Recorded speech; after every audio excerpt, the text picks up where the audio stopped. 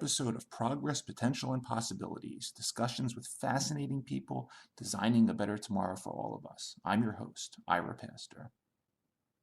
Welcome, everybody, again to another episode of our show, bringing you another fascinating guest today who is helping to create a better tomorrow on many different fronts. We have the honor today of being joined by Kim Nazel, also known by his stage names Arabian Prince, Professor X. Mr. Nazel is a rapper, singer, songwriter, record producer, DJ, and founding member of Rock and Roll Hall of Fame rap group N.W.A. As well as a technologist, venture capitalist, startup mentor, and business advisor. Mr. Nazel has wide-ranging interest in area like animation, 3D special effects, music and computer digital technologies, and he is the founder, CEO of multiple companies, including Niklasan Music, owner of Hypnotic FX and One Theater, president of LA First Tech Challenge, Southern California Robotics Competition, and founder and chief innovator of Inov8 Next, which is a Silicon Beach, California based product innovation incubator and technology center, which he designed to ultimately help empower bright young inventors, leveraging industry experience, strategic resources, his mentorship. He's also the president of Gametime Brownies, CEO of a streaming PC manufacturer called Fear the Goat. Advertas, an artificial intelligence VR AR video platform. He's involved in COVID Tech, which is a cloud-based suite of apps for small businesses, helping them to access COVID-19 screening. So really active on many fronts. He has a passion for this area, including 3D animation, has done collaborations over the years with some of the largest groups out there in entertainment, in media, from the Microsofts, Fox Interactive, Intel, Red Bull. And for some of our non-US listeners, Silicon Beach, you might have heard of Silicon Valley, which is up the road a little bit more near San Francisco, but Silicon Beach is part of the LA metropolitan area. It's home to literally hundreds of young startup companies, including the biggest names out there, the Googles and the Facebooks, Amazons, and so forth. And one last thing, I'd be remiss if I didn't mention, but my daughter would get very mad at me, but he is also the producer of the hit Grammy-nominated single and album GGGOAT Supersonic, won Best Rap Performance in 1989 for all female rap group. I have to put that in there for my daughter. But Kim Nazel, thank you so much for joining us and taking the time to come on the show again today. Thanks for having me. You know, it's great seeing you. I enjoyed reading a lot about what you've been up to the last couple of years. You've been in Forbes magazine quite a bit, and I'd love to start off. I think it mentioned last time we chatted. There's a great article where you talk about during the early days of your rap career, the beginnings of N.W.A. That hey, you're making gangster rap, but at the same time you were cursed, in quotes, with a very high IQ, living in the hood, and you just liked to play video games at the time. Talk a little bit about the early days, if you would, when you sort of first found these two passions together in your life. Yeah, so like we talked before, growing up in Compton was kind of interesting because they always say it's the good, the bad, and the ugly. You know what I mean? Like, it was a good place to grow up because that's where I was born and raised, but there's a lot of bad stuff going on at the time, especially in the 60s and the 70s and the 80s. And my mom's was very overprotective of me because I was the only child. She didn't want me to get into the same kind of trouble as my uncles and cousins who were doing most of the damage in Compton at the time. So, between my mother and father and my uncles and cousins, none of them wanted me to be like them, like well, my mother and father did, but not my uncles and cousins. Like, we don't want you in the streets like us. So stay your butt in the house and do this, or listen to music, or here's your turntable, go play with this. And a cousin got a synthesizer when he came back from the military, and I'm learning how to use the synthesizer and do all of these, technical things. My other cousin had a ham radio, and I learned how to talk on a ham radio as a young kid. I had a very deep voice as a young kid, so I would talk to people. They thought I was grown. I remember me and my uncle went to one of those, CD ham radio jamborees. I mean, people today don't even know what the hell that is, but back in the day, you talked on a CD or a ham radio, and they had parties and things at the park. And I used to call myself Pretty Boy. And I went to one of these things, and I'm like 13 years old at the time, and all of these women were waiting to see Pretty Boy. And I'm like this little kid, And none of them would talk to me anymore on the CV after that. They're like, you're not a grown man, so we're not speaking to you anymore. But yeah, that's kind of how I got started with the whole technology thing. Awesome, awesome. And you know, another of the Forbes articles that you talk about a lot about in is entitled "Playing with Video Game Culture," and you say in this article, look, parents, let kids play games. Don't get mad at them if they're good at Fortnite or Roblox or all this other stuff that my kids do. Aside from fun, they're safe, they're art, they're design, and at the end of the day, games are business, they're programming, they're computer science, and there's so Yes. much out there as a career path. Talk a little bit about, you see, because I remember, you probably, I'm a little older than you, but I grew up with Atari, and even back in the day, my dad was like, that will rot your brain. Yeah. You know, talk about sort of what you're seeing in 2022 in regards to sort of where we are culturally with parents and games, and you know, how we're looking at this nowadays. Yeah, I mean, it's still the same. You know, people still look at it as just a waste of time for kids. But what we're trying to do is break down those boundaries. You know, I've partnered with the Department of Education and actually another thing that I helped build. I think we talked about this before. Solar Impact. They're building a technology center, which is up now in South Central LA on 60th and Broadway, and it's going to be a technology center, esports center, gaming space where they can do tech and learn how to code games, or you know, all these kind of different things.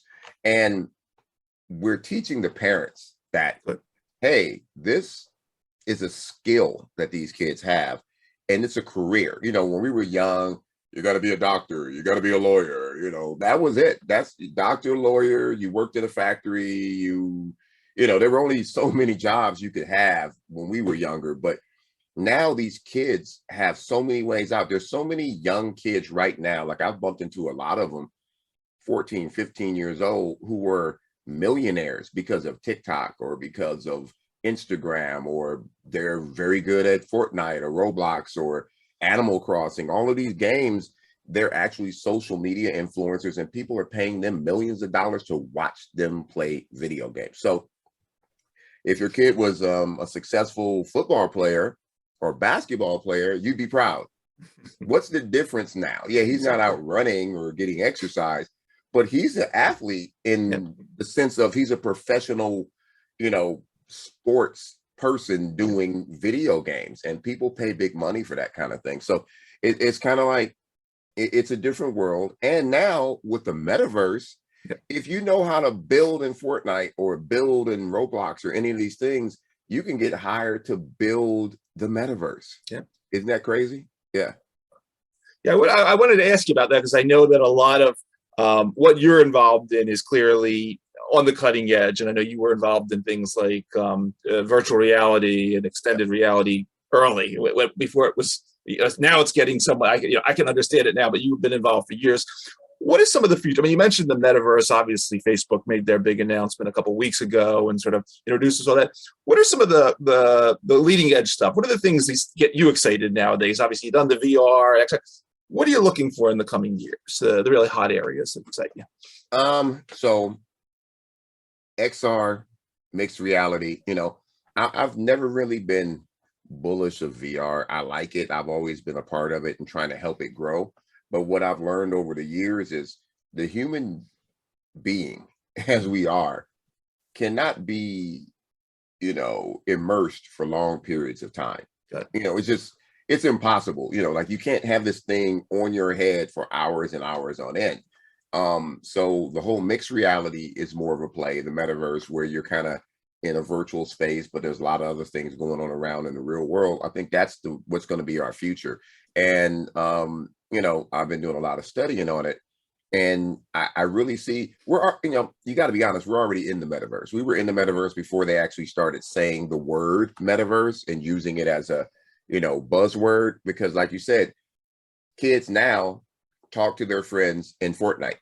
They hang out with their friends in Fortnite. Even the game Grand Theft Auto, people go into Grand Theft Auto and not play anymore. They socialize in there and they create sitcoms. I've seen sitcoms from Grand Theft Auto, and I'm like, wow. So people are using things as tools now. So, you know, like it's so funny. I always liken myself to the character in for those who are old like me, who used to watch In Living Color, they used to have a Jamaican family who had like jobs. Like, oh yeah, I've got 15 jobs, I'm this, I'm this, and that. And the kid only had 10 jobs, so he was lazy. Like, we only got 10 jobs, you lazy bum. Like, go get more jobs. And I just partnered with some medical professionals, and we're actually building something we're making the medical metaverse. We want to decentralize medical.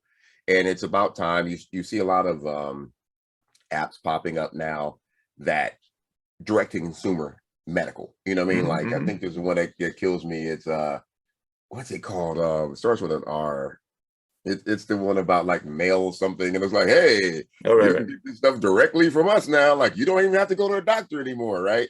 And I'm seeing a lot of these things. So we want to kind of decentralize healthcare if we can, and put it in the hands of the people and make it easier for people to get information, speak to healthcare officials, and do a lot of the things that they normally would have to go and sit in a waiting room or sit to speak to a doctor or a nurse. Now they can do it in, I keep hating to use the word, the metaverse, and do most of the things without going, and only go to a doctor when you actually need to. You know what I mean? Especially with COVID, the hospitals are overrun. You can't even, you break your leg, good luck. Good luck. You have a heart attack, good luck, you know, because so we want to help. And yeah, I've partnered with some people, and we're in the process of building that out now. So here's another thing on my plate. Awesome. No, that's awesome, because I remember last time we were talking, I mean, you had done the COVID tech investment, and you were building that. But also, I think literally maybe a week or so around the time that we chatted, maybe last year, the FDA had recently approved, I think it was the first game for a disease. I think in the case it was for kids with attention deficit disorder or something like that. Are you seeing more of this coming to your, your investment pool or whatever, or people that are giving you business plans for medical games, things that maybe have not just they're fun, but hey, they do this for me, they make me happier, my back doesn't. 1000%, because that's actually what we're building. Like, we're building this space, but it's not only healthcare, it's health and wellness. So there will be games, there will be yoga, yoga and meditation. And if you want to play a video game, I'm actually, I won't say the name of the company because I haven't reached out to them yet. Like, I actually found this video game by a very small company in Europe, and they've only made one game. And I'm like, you should buy that company, because that could be like the centerpiece of what we're doing. So like you said, there are games out there that can help, and I think it's time that we stop looking at games and, things that occupy people's time as just a recreation. You know what I mean? Like, honestly, when I travel so much, if it wasn't for, and I'm not trying to, like, I don't own any parts of this company, if it wasn't for like Candy Crush and Toy Blast on my iPad when I'm sitting on an airplane, or even when I'm working here, sometimes it's just kind of like you need to clear your brain of just work and just go somewhere else. And it's not like I don't have the time to play an RPG right now that I want to. I literally want to be. I wish I had time, because I miss playing, the Dungeons and Dragons games and all of these big RPGs and stuff, or Zelda. It just takes so much of your time. But there are things out there that do help. Imagine if you had no escape. And all you did was work. That's why you get these people jumping off of buildings and killing people, because they lose it. So yeah, as you said, there's a lot out there that can help. Awesome. And the other one, since we last talked, you now are, in addition to many of your titles, you're the president of this Gametime's Brownies company, which I thought was fascinating, because you're connecting esports. Okay, so these kids they're good at esports, and they're developing this stuff. But you realize, hey, okay, so the brain, it's sugar is one thing, but you got to fuel it with other stuff. You have these keto is very hot on all different fronts in terms of diabetes and heart disease and stuff. Talk about this company, if you would, and how you got into it. Some friends of mine reached out to me, and they already had a product that they really wanted to move it in a different direction. Got it. And I was like, hey, gamers like brownies, what I mean? But gamers eat a lot of sugar. Like you drink a lot of sugar to eat a lot of sugar. Why not make something a little more healthier? Protein, some vitamins and things like that. And they can have that. It's still a treat. It still tastes like sugar, but there's really no bad stuff in it. And, we actually did that. It's actually a performance tool to help you stay focused and actually play better. So yeah, that's kind of where we came up with that. Awesome. Better than eating a carrot. Can you imagine there? Absolutely. Carrot. I hate carrots. Yeah.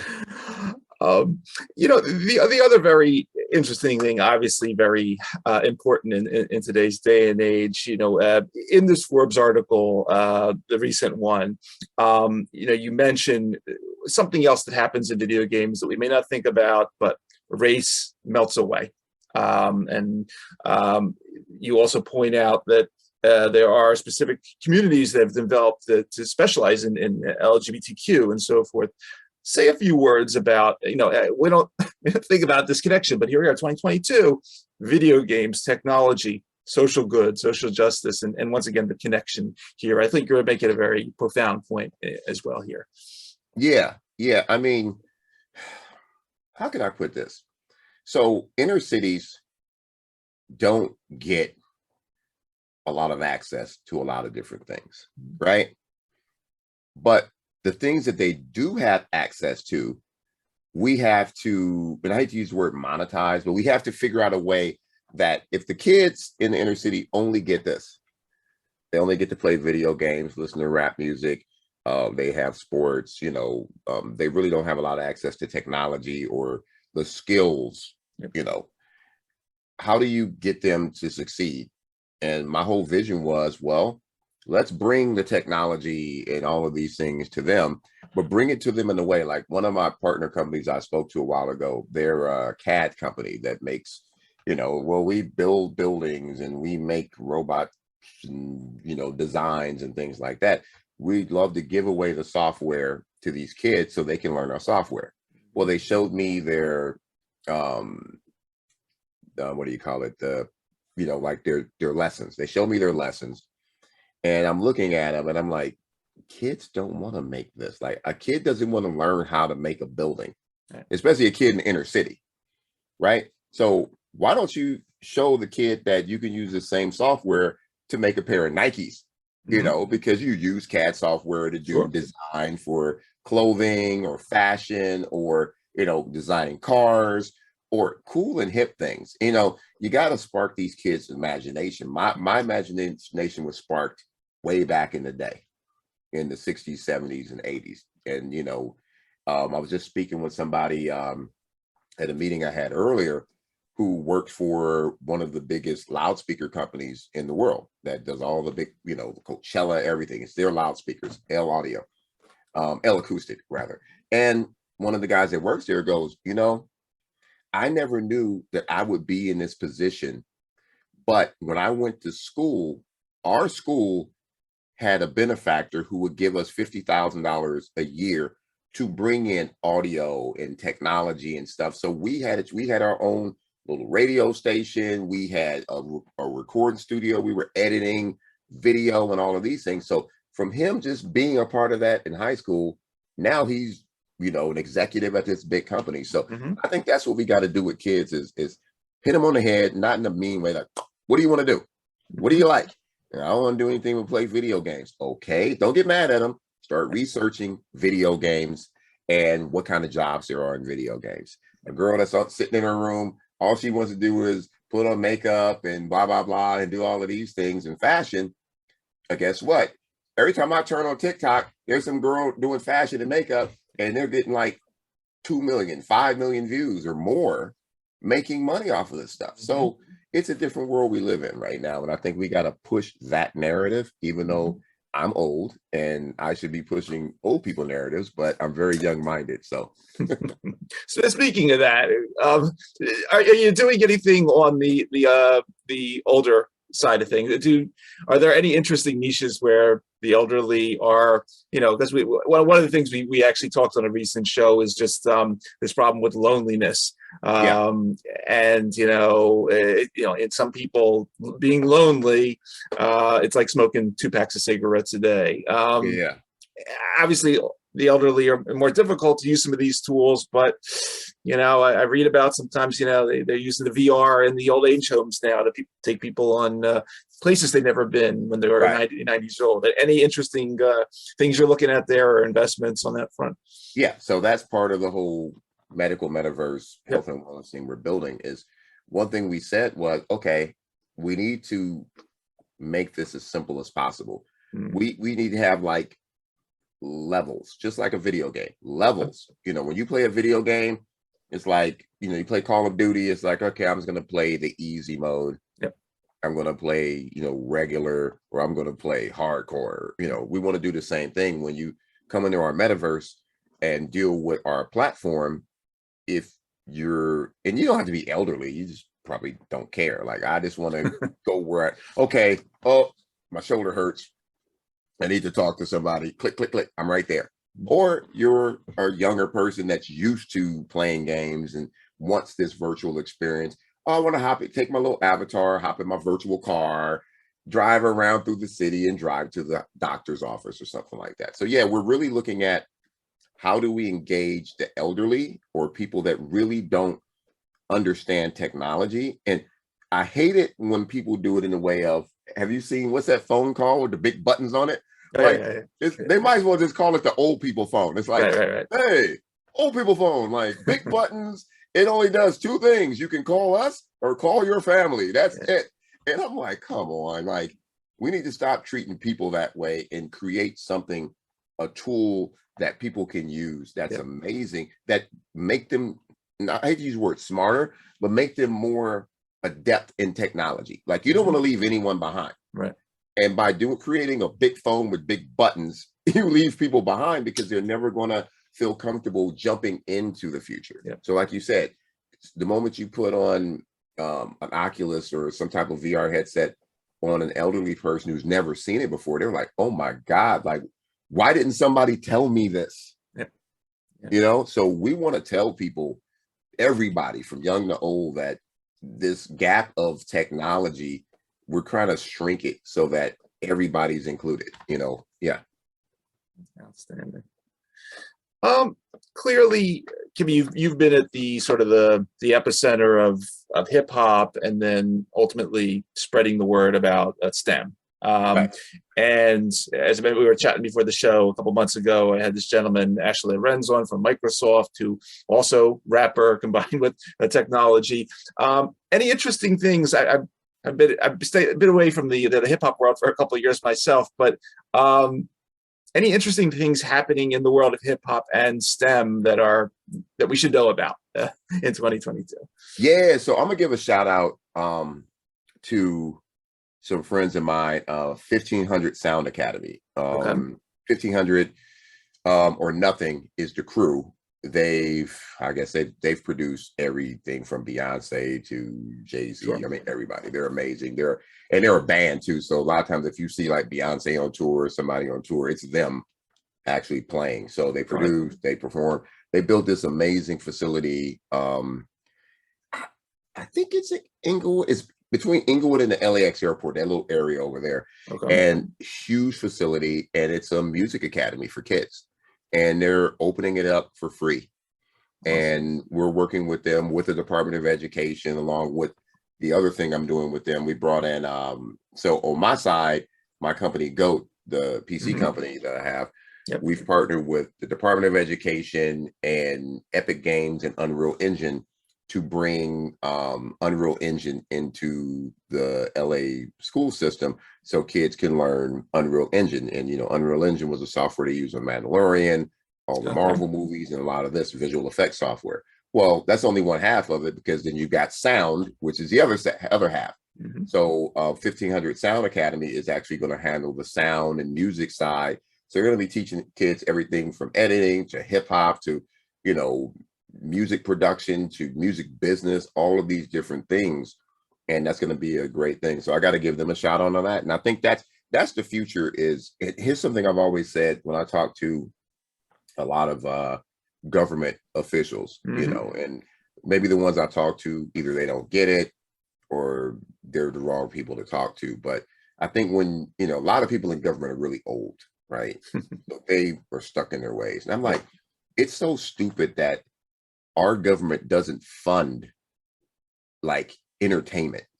When you go to other countries, like when I go DJ or perform in when I was in the Netherlands, that's Okay. but that's Amsterdam, right? Amsterdam, Rotterdam, Eindhoven, Yep. that's the Netherlands, right? They flew me there. Everything was owned by the government. The government paid my check. Like the government paid me, and the government owned the venue. The government owned the alcohol and the tobacco too. Like they owned it all, and they were like, they pay for the parties over there, so they make money off of the events. They actually, even fund some of the record companies over there. And in France, France, they pay for the artist, because France is an art place. Like when I went to France, they were like, "Oh yeah, we're on vacation." What do you mean we're on vacation? Like, yeah, we get like 3 months off. For what? The government pays for it, so we can go and be artsy or what have you. So there's so many things that I think our country needs to really understand and help support more the arts and entertainment. Now here they are this year, because of COVID, they're really understanding that they got to put money in. Yep. So I heard it's something like billions of dollars that they're about to throw into arts in education and things like that into the schools. So we really do need that. Got it. Yeah, absolutely. I mean, that's such a crucial piece of the puzzle. Yeah, the understanding, especially as you were mentioning from the government level, the importance of this part of society, and it's Right. yeah, it's so crucial. Kim, obviously, you're traveling all the time. You're going around the world. You're still performing. You're looking at investments and so forth.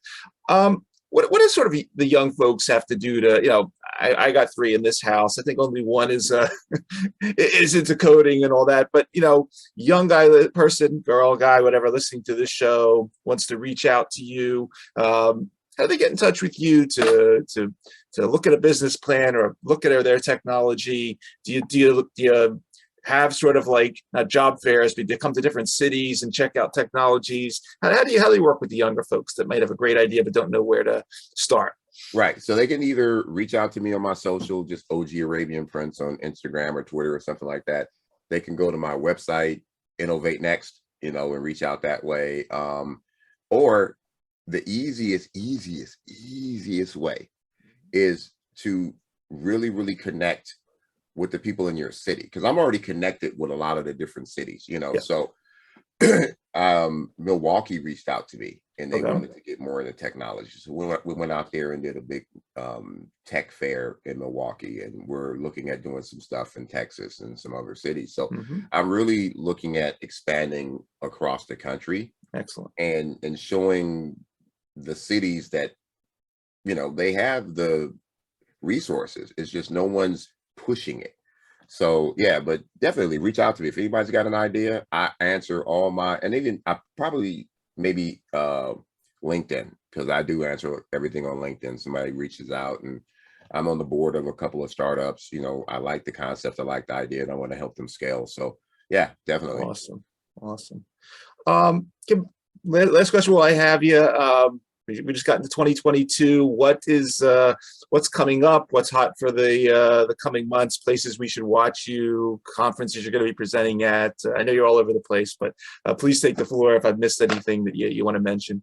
Yeah, I was just in Saudi Arabia for a big music tech festival and conference, and it was the biggest music festival I've ever seen, called Soundstorm. I was there for a week. That was amazing. I'm still be working with them on next year's thing. That's going to be cool. But we're, like I said, the medical metaverse is the next thing for me. I'm still trying to be a pro golfer. Don't tell anybody. Like I'm almost there. I'm almost there. Like you might see me on TV pretty soon. But my goal right now is to really build out these technology centers in the inner cities. Another company reached out to me, and there may be an opportunity to do another one here in LA, and then kind of scale across the country once we have the blueprint and just keep it going. Outstanding. We'll be watching and rooting you on, because it's just, it's been impressive watching the last couple of years what you've been up to. No sleep. To say, yeah. Well, they say no sleep till Brooklyn. Here's no sleep till Compton. For everybody that's going to be listening to this episode on our podcast networks or watching on the YouTube channel, you've been listening to Kim Nazel, rapper, songwriter, venture capitalist, technologist, doing really amazing things, helping to incubate companies, inspire young inventors. Get in touch with them directly if you have great ideas, doing really amazing things. Kim, I want to thanks for taking the time out of your schedule to do this again.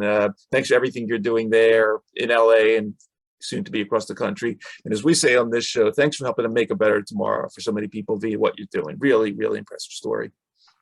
I appreciate you. Thanks for having me on, and everybody out there, eat a chip.